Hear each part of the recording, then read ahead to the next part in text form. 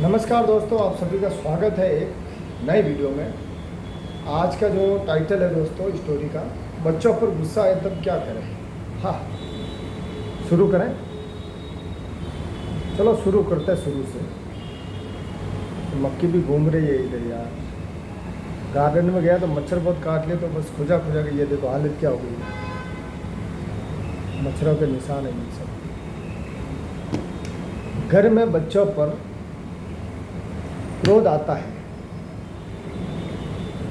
तो क्या करो। ना समझी से क्रोध आता है जब आप उसे पूछो कि तुझे बड़ा मजाक आया था, मज़ा आया था, तब वह कहेगा मुझे अंदर बहुत बुरा लगा, बहुत दुख हुआ था। उसे दुख होता है, आपको दुख होता है। इसमें बच्चे पर चिढ़ने की ज़रूरत ही कहाँ है। फिर और चिढ़ने से सुधरते हो तो चिढ़ना, रिजल्ट परिणाम अच्छा आता हो तो चिढ़ना काम का है। रिजल्ट की अच्छा नहीं आता हो तो चिढ़ने का क्या अर्थ है।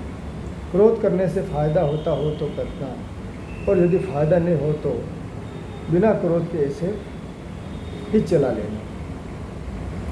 अगर हम क्रोध न करें तो वह हमारी सुनेगा ही नहीं, खाएगा भी नहीं।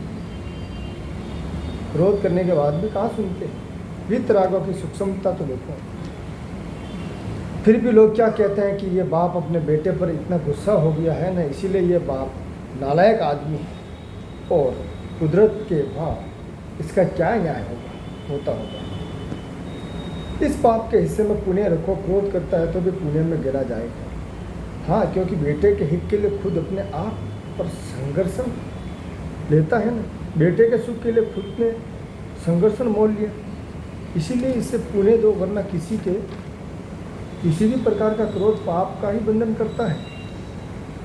लेकिन सिर्फ यही क्रोध जो बेटे के या शिष्य के सुख के लिए करते हो, उसमें आप खुद को जिलाकर उसके सुख के लिए करते हो, इसीलिए उससे पुण्य बनता है।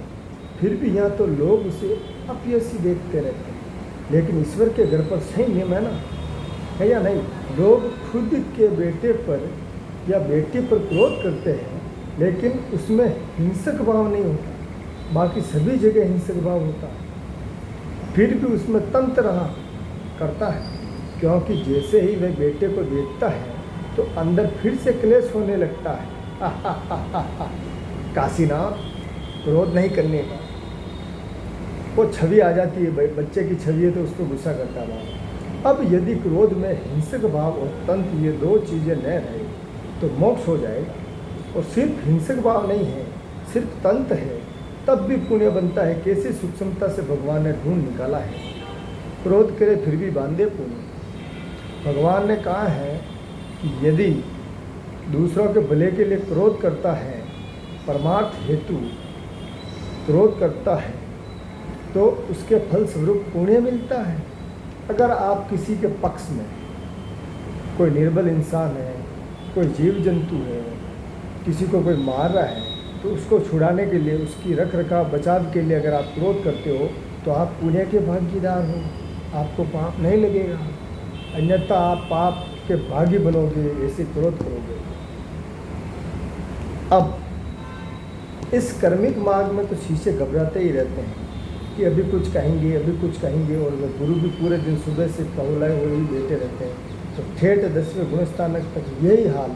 वह आके लाल करे तो अंदर आग लगती है। यह वेदना कितने अधिक वेदना होती होगी, तब कैसे पहुंच पाएंगे। मोक्ष पाना क्या यह लड्डू खाने का खेल है। ये तो कभी कभार ही ऐसा अकर्म ज्ञान प्राप्त होता है। मोक्ष आसानी से नहीं मिलता है।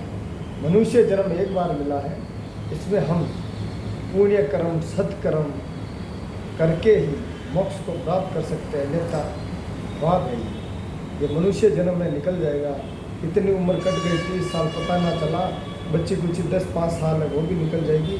जब अंत में बाल वाइट होंगे, शरीर साथ छोड़ने लगेगा, तब पछतावा होगा, काश मैं कुछ कर लेता जीवन में। इसीलिए सब कुछ छोड़ के, अपनी इच्छाओं को मार के, अपने मन को वश में करके, क्रोध को कंट्रोल करके सतमार्ग पर चलो, अच्छे कर्म करो, दान पुण्य करो। आपकी वजह से अगर किसी का भला हो रहा तो अवश्य करें दोस्तों। ये लास्ट टॉपिक, लास्ट पॉइंट को मैं पकड़ रहा हूँ। ये मौका दोबारा नहीं मिलेगा। मनुष्य योनि एक बार मिली है, इसको ऐसे ही मत गवाओ। चलो दोस्तों, थैंक यू सो मच। इस वीडियो को यहीं एंड करते हैं।